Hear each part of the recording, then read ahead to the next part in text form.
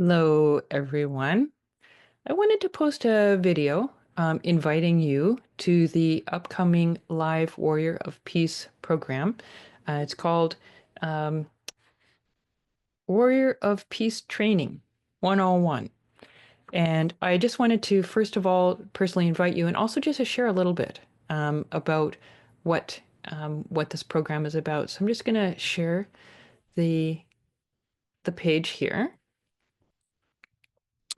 So you can see it's the Warrior of Peace Training 101, develop strength of mind and clarity of heart as the ground for action.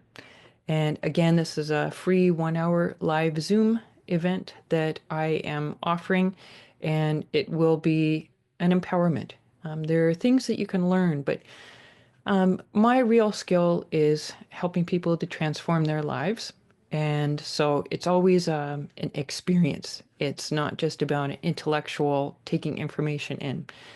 It's about me giving an experience and you, to whatever extent you wish, receiving that experience. So it's interesting. I've really been getting into creating images. And so this image of this woman, um, I hope that it's clear enough that you can see her. I just wanted to share a little bit about her. So the original inspiration was from the Tibetan Buddhist, um, yeah, I guess you could say deity of intellect named Manjushri. So he is the god of intellect, and he holds a flaming sword of prajna in his raised right hand. And in his left hand, he can hold different things like a book or a vase filled with amrita. And basically, he's about having a really sharp intellect. And so he's someone that I've been drawn to since I was a little child. I remember uh, when I was, I think, in third grade, the house we were living in, my parents, right inside the front door, like the first thing that you would see was a framed image of Manjushri and and his mantra. And, I was a little kid and I would come in and I would say the mantra when I came in. And I think that's when I started making this strong connection. But then when I became a Buddhist formally, took refuge vows, I was given the name Sherap Drunma, which means prajna torch. And prajna is what Manjushri is all about. His sword represents prajna. And what prajna means is like there's different definitions. Discriminating awareness, wisdom, or a really simple definition of prajna is seeing things as they are. So this is something that I've been maybe, have some inherent gifts and also been called to develop through the course of my lifetime. I am 57 years old now. I took refuge, I think, when I was 15. So I've been living into this name for a good long time. And I've developed a lot of prajna. The idea of the sword of prajna is that it is so sharp, it cuts itself. So that's kind of like a Zen koan, isn't it? A sword being so sharp that it cuts itself. And so the idea being there that, insight that is so clear that it's like it doesn't have um, like a solidity for anyone to like sort of dispute it or poke holes in it. It's just like really, really clean, clear insight.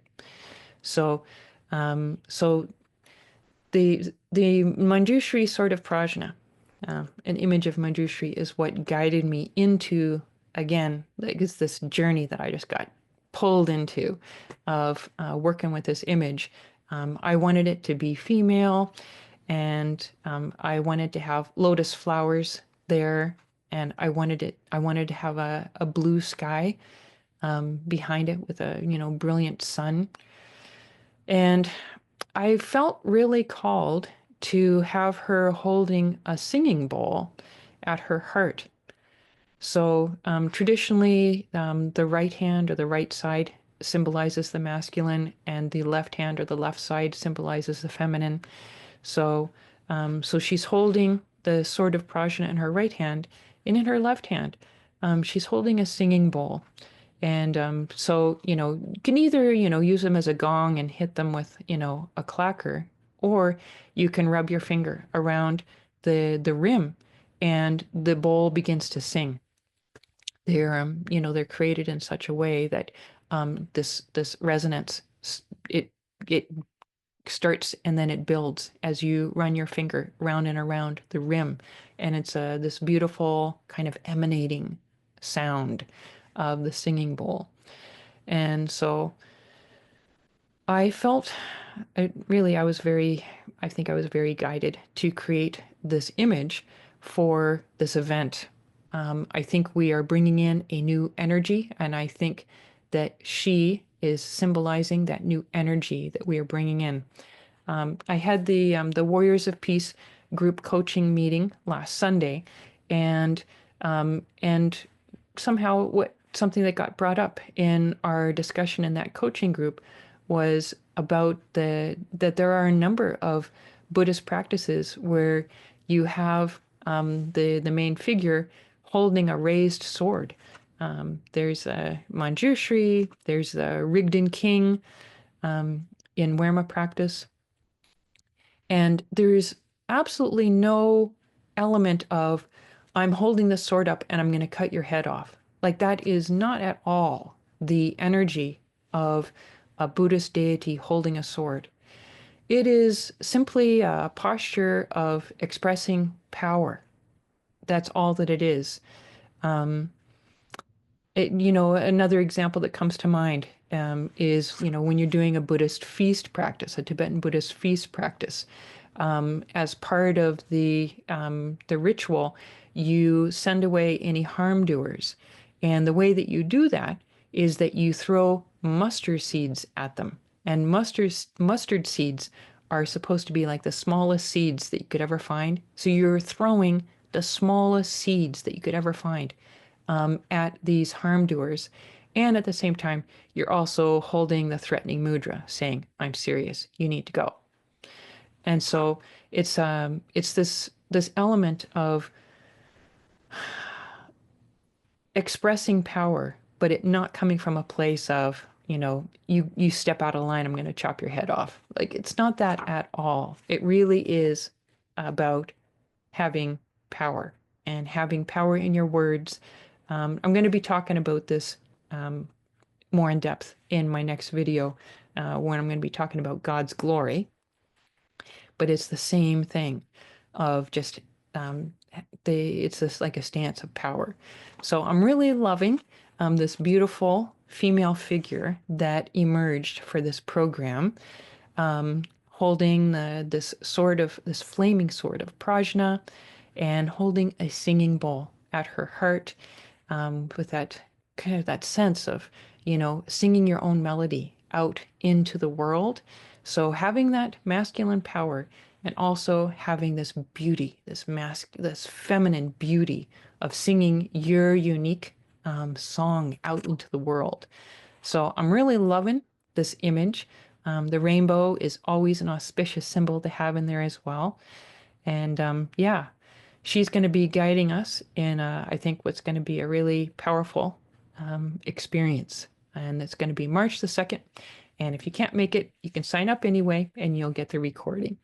So I just wanted to share that, and also to warmly invite you to be a part of this experience, whether live or by replay. I think it's going to be special. I feel like, spiritual forces are just coming in a deeper and more powerful way to assist our community in raising our vibration and really, really walking through the challenges in the best way possible. So I will look forward to seeing those who can make it on March the 2nd.